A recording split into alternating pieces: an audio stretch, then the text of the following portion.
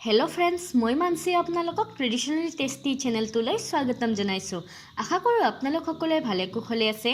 तो फ्रेंड्स আজি মই आपनालोकলৈ লৈ আহিছো থলুৱা অসমীয়া পদ্ধতিৰে বনোৱা গাহৰি মাংসৰ এটা সুস্বাদু ৰেচিপি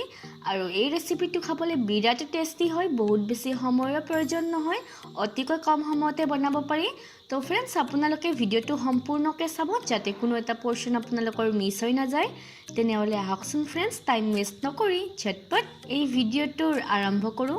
কেৰাইখন গৰম হোৱাৰ লগে লগে অকণমান সৰিয়হ তেল দি দিছো আৰু তেলখিনি গৰম হোৱাৰ লগে লগে এখিলা তেজপাত আৰু দুটা শুকান জলকীয়া দি দিছো এইখিনি অকণমান লৰাই দিছো আৰু এটা মিডিয়াম সাইজৰ পিয়াজ দীঘলকৈ কাটি লৈছিলো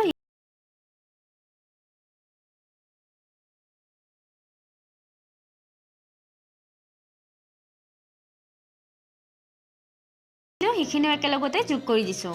অকণমান লৰাই দিছো আৰু এটা মিডিয়াম সাইজৰ বিলাহী দীঘলকৈ কাটি লৈছিলো এইখিনি একেলগতে যোগ কৰি দিছো এইখিনি অকণমান লৰাই দিছো আৰু অকণমান টাইমৰ কাৰণে ঢাকনিখন লগাই দিছো প্ৰায় 2 মিনিটৰ কাৰণে এই আছক আমাৰ এইখিনি সিজি গৈছে